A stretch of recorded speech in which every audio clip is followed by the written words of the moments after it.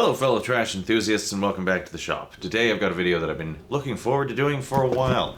I've saved up quite a few sealed unit compressor motors, probably around 1,000 pounds. I'll throw in the total after we actually get them all weighed together. And I want to know, how much do you make in one day scrapping compressors for copper? Now I suspect these will be like the motors, better to do them in a batch. But like the motors, they'll probably be kind of frustrating after the first few hours. But I've expanded my tools and I think we should be able to get through these a bit quicker. So first, as a baseline, I'm going to grab one of these and see how long it takes to cut it open with a good old-fashioned angle grinder. And of course, anytime we're turning metal into a fine powder, we're going to want our PPE.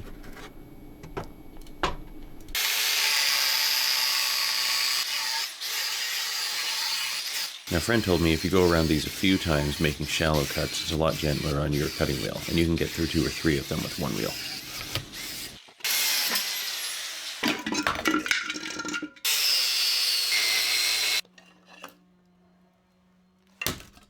Seven and a half minutes. Okay. Not bad. But I have something else I want to try.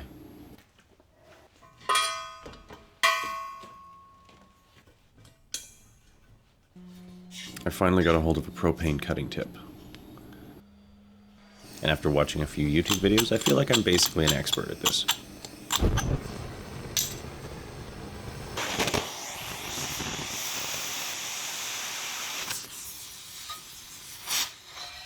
Some of the risks I read about are, number one, you don't want to do this on a closed container because it can build up pressure, and there are stories about them exploding, but I feel like that big hole on the side is probably fine. It could start a fire because the oil is technically flammable if it gets hot enough to vaporize, but there's really no breathing room to keep a fire going. The real risk is that burning any leftover Freon makes, I think it's mustard gas. Either way, it's really bad stuff. But these have been drained and sitting out for so long, there's only going to be trace amounts of refrigerant left dissolved in the little amount of oil that is still in them. Besides, this garage is pretty well ventilated. I've been trying to warm it up for hours with a propane heater, and it's still freezing. Now, if you're not an expert on cutting torches like me, you may not have noticed that I'm having some problems. It's not supposed to look like this. This isn't really working that well. Pro tip, don't use a torch to cut bolts off. You just end up welding stuff together instead.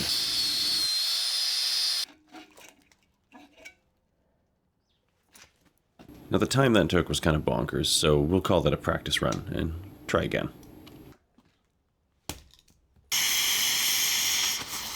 At this point, I've developed an appreciation for the amount of skill using a cutting torch well actually requires.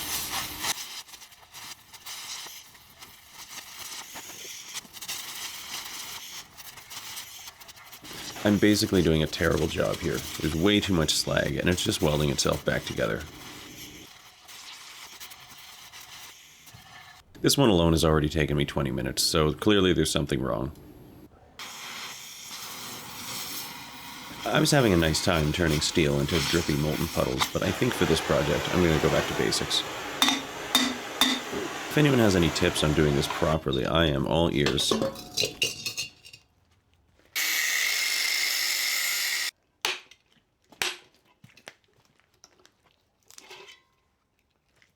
But I'm pretty sure I just need to refill my oxygen tank.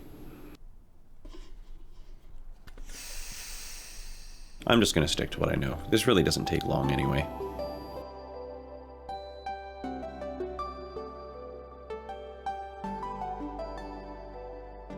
There's a bit of nuance to cracking into these thinner, taller ones, but what I found worked pretty good for me was just cutting it into 2 L shapes. One starting at the top and one starting at the bottom. And then hammering a wedge and just pops right open. Once I got going, the rest of this heap took maybe an hour. And I got an average of 2 compressors done with each cutting disc.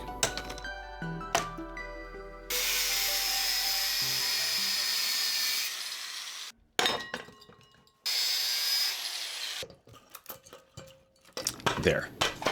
All finished. I'm gonna call it a night. This place smells like burning plastic.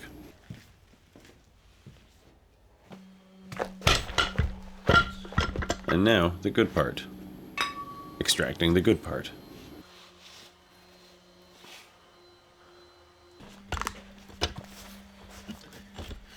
These are all basically the same.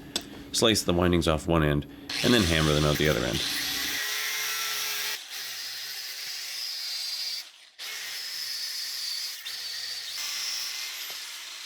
Doing it by hand is terrible, though. If you're going to do this, you should get a hammer drill.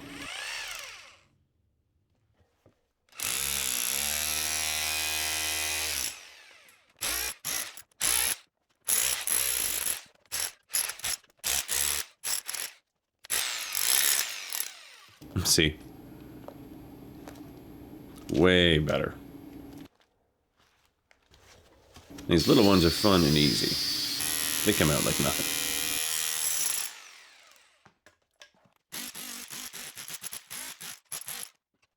The larger ones are a bit more challenging.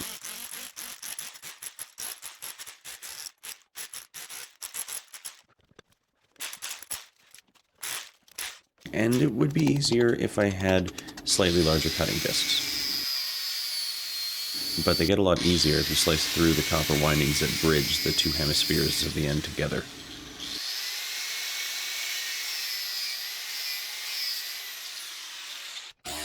So now we're only dealing with half as much tension, and it comes out a lot easier. Now you just hammer out one side, then the other.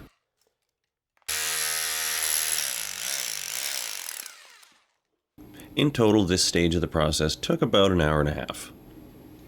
Now, because I'm neurotic like that, I did record them all separately to learn that on average, a compressor motor will be 6 to 10% copper content by weight, with no meaningfully surprising trends. Copper returns scaled linearly alongside time and difficulty per unit. Small compressors averaged 2 pounds of copper, or $7.50 Canadian.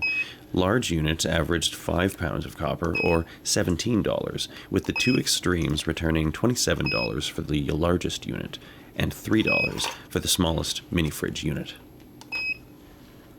And after a little bit of cleanup, we had 52 pounds of number 2 copper windings, which were brought to the scrapyard for $195.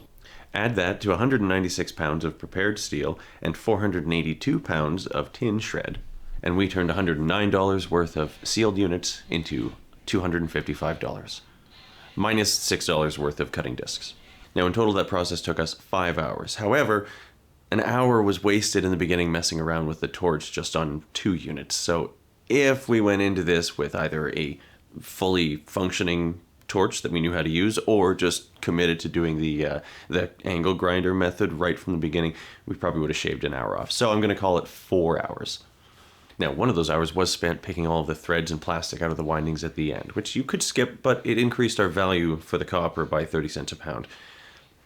It was a pretty easy extra 16 bucks, and when you're right there, I wouldn't skip it, even if it is a lower value return for the time compared to the rest, which was surprisingly good. At the end of the day, we made $140 in 4 hours stripping copper wire out of sealed unit compressor motors. That's $35 an hour, or $28 an hour if you're going to spend an extra hour messing about with your tools. All that being said, I think it's worth noting this was a collection of pretty good sized compressors, and I wouldn't bother with those tiny little acorn style ones. That teensy one was already $2 in scrap if we just brought it in the way it was, and we only increased it to $4 by taking the time to clean it out. Compare that to the next smallest one, which was $3.50 the way it was, versus $12 after we took the time to clean it out. That feels a lot more worthwhile. So the tiny little acorns I'm not going to bother with, but anything of a decent size, definitely worth doing. I hope this was helpful, or at least entertaining, and you can let me know by liking the video or commenting down below. And if you're a friend of the channel and you really want to be a pal, click the share and click the copy link.